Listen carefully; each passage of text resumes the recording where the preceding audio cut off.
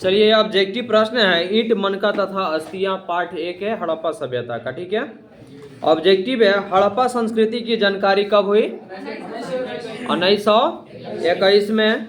Cunningham को हड़प्पा से क्या प्राप्त हुई थी? मुहर, लिपिबद्ध मुहर प्राप्त हुई थी।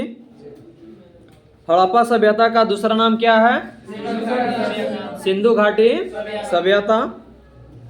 राखाल दास बनर्जी को मोहनजोदड़ो के अवशेष कब मिले? 1922 में। मोहनजोदड़ो की जानकारी किस पुरातत्वविद से मिली? कौन थे? राखाल दास बनर्जी। हड़प्पा किस नदी के किनारे स्थित है? रावी नदी। हड़प्पा जो है ना, रावी नदी के किनारे स्थित है। हड़प्पा सभ्यता की खोज का श्रेय किसे दिया जाता है? दयाराम साहनी को। हड़प्पा सभ्यता किस युग की सभ्यता है? कांस्य युग। ठीक है। किस क्षेत्र में हड़प्पा सभ्यता के अवशेष नहीं पाए गए? अमरावती में। ठीक है। हड़प्पा की जानकारी के लिए कौन सा स्रोत प्रमुख है? पूरा अवशेष मुहर लिपि। हाँ, पूरा अवशेष मुहर लिपि। ठीक है। हड़प्पा राज्य की तीसरी राजधानी किस स्थल को माना जाता है? कालीबंगन को। ठीक है। हड़प्पा सभ्यता में मनके बनाने का प्रमुख केंद्र कौन था? लोथल। कौन था? लोथल। अगला प्रश्न है आपका, हड़प्पा सभ्यता में गोदीवाड़ा का प्रमाण किस स्थल से मिला था? लोथल से। ठीक है। सिंधु घाटी सभ्यता में हल का प्रमाण कहां से मिला है? कालीबंगन से। ठीक है। विशाल अश्नगार के अवशेष कहां से प्राप्त हुए?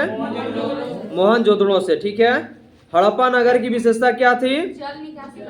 जल निकास प्रणाली। यानी कि हड़प्पा सभ्यता की जो नगर की विशेषता जो थी ना, वह जल निकास प्रणाली थी। यानी कि पानी बहने का जो नाला जो बना हुआ था ना, वह सबसे बिजोड़ बना हुआ था, ताकि गांव की सारी कचरे वाला जो पानी था ना, नालियों के माध्यम से जाकर के नदी में गिर जाता था। इसलिए हड़प्पा सभ्यता की जो मुख्य विशेषता जो थी नगर की, वह जल निकास प्रणाली थी। ठीक है। सिंधु घाटी सभ्यता में सबसे विशिष्ट पुरावस्तु क्या है? मुहर। ठीक है। विशाल अश्नगार की चौड़ाई कितनी थी? 7 मीटर। ठीक है। मोहनजोदड़ो के अलावा जलकुंड का प्रमाण किस जल स्थल से मिला? मोहनजोदड़ो के अलावा जलकुंड का जो प्रमाण मिला है वह किस स्थल से मिला? धौलावीरा से। बताइए, किस पशु का प्रमाण हड़प्पा सभ्यता से नहीं मिला? घोड़ा का। ठीक है।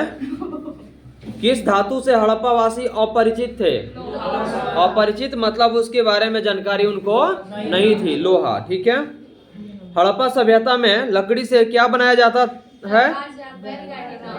दरवाजा, बैलगाड़ी और नाव। ठीक है। हड़प्पा सभ्यता में कपास की खेती का प्रमुख केंद्र कहाँ था? सिंधु। ठीक है। क्यों? कपास की खेती कहाँ की जाती है? जहाँ की मिट्टी काली होती है। काली मिट्टी में ही कपास की खेती क्यों की जाती है? क्योंकि वहाँ का जल जो होता है ना, जल्दी सूखता नहीं है, वह लंबे समय तक उसमें नमी बनी रहती है। हड़प्पा वासी किस क्षेत्र में रहना पसंद करते थे? नदी के किनारे। हड़प्पा सभ्यता के पतन का प्रमुख कारण कौन सा माना जाता है?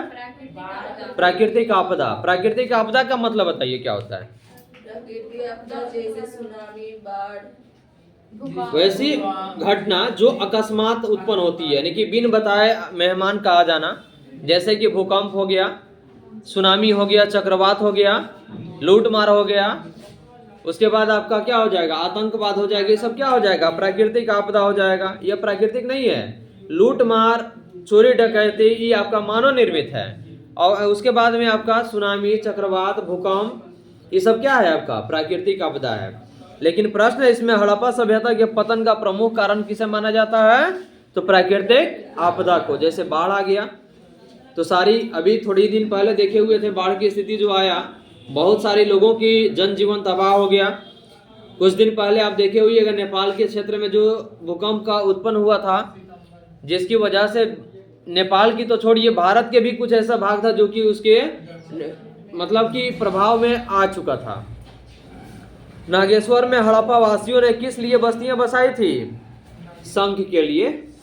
ठीक है ना। नागेश्वर में हड़प्पा वासियों ने अपनी बस्तियां इसलिए बनाई थी क्योंकि वहां शंख का उत्पादन अधिक होता था, और शंख होने के कारण वहां पे लोगों के लिए क्या था, यानी कि अपने पेशा के लिए शंख के बहुत सारे चीज बनाया करते थे। जैसे कुछ दिन पहले या देखे हुए कभी कभी बाहर के लोग आते हैं जो कि छोटी बड़ी सब शंख की माला चाहे कुछ ना कुछ बना करके लोग लेके आते हैं।